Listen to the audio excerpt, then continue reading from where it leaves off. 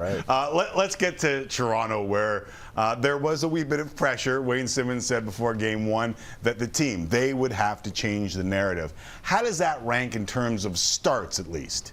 It's amazing. If you're a Leaf fan, it's a great start. And, you know, the way they won the game, it wasn't, you know, the first 5 minutes of the game, it wasn't picture perfect. You know, they lost a bunch of face-offs, and it was kind of a bit of a feeling out process for both teams. But certainly the Clifford hit had the ability to either ruin them or kickstart them to a great game. And that penalty kill, particularly Marner and Kerfoot, really got them going. And after that, they fed off the crowd, fed off the momentum. This shot by Muzzin here, this is your prototypical playoff goal where it's just a shot from the point with traffic, and that goes in, and now they get going. Now they get some momentum. They got the shorthanded goal, and you know, again, can't say enough about what the crowd is. The crowd was so loud, and I honestly think the crowd maybe factored into the Clifford hit. I felt like he had so much adrenaline going because he got out there and he was trying to make something happen. Crowd's getting loud, goes and he hits another guy. It was a little bit from behind. It was a lot from behind, and then the penalty and the suspension. But look at this crowd. David Amber's actually right in the middle there. You can't see him,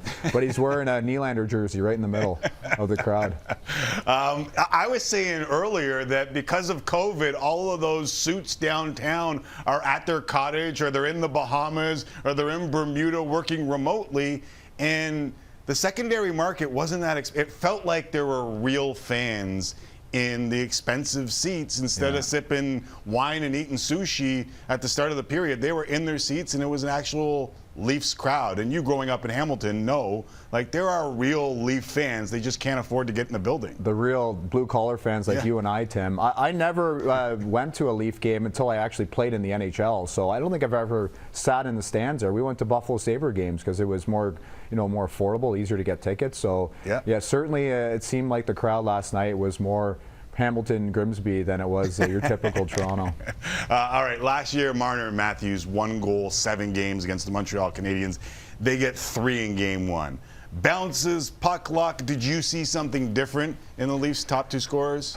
Well, I thought Marner got going on the penalty kill, and I think with him, like, you think about it, he hasn't scored in 2 playoffs, and we're going to talk a little bit about Johnny Gaudreau. It was a little bit the same tonight for Calgary.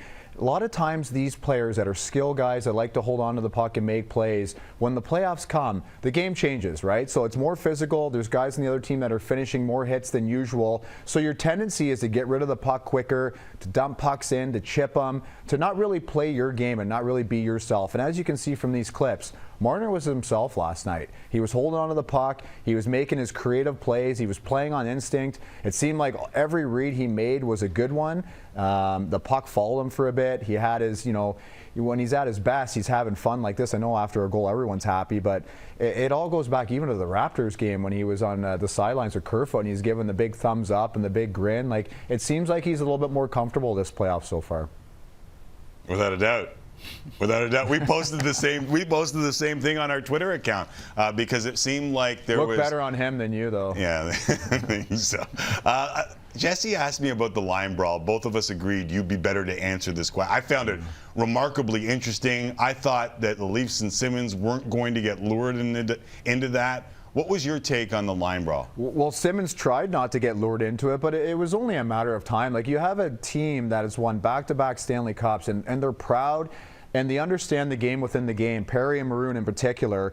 And you just knew as this game went to 3-0, 4-0, 5-0, that it wasn't going to take a whole lot to get this going, to spark this. And as much as Simmons tried to stay out of it, he was right in the middle of it. He had no choice but to defend his teammates. Morgan Riley's throwing punches, which you obviously don't want to see too much. But you see Simmons here. He threw a big hit in the corner, and now he's trying to skate away from it. But Tampa Bay just wasn't going to let him. And I think both teams handled it well.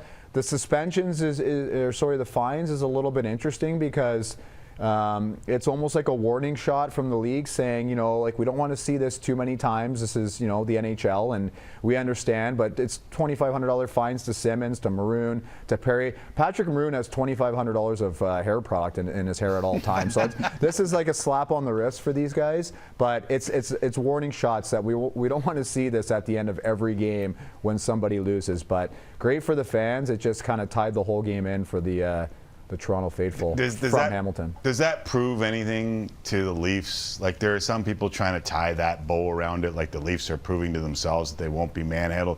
I don't know if I saw that. I just saw two teams that really want it.